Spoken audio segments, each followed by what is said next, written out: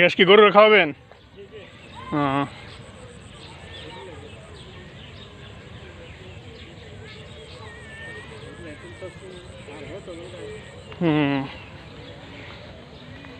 উঠে দিতে হইব?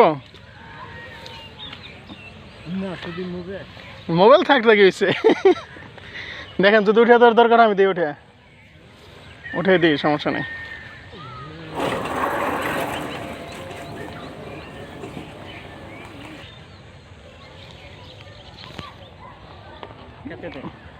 না না সমস্যা নেই, এইগুলো কিছু না, আমিও নিচ্ছি কত মাথায় করে।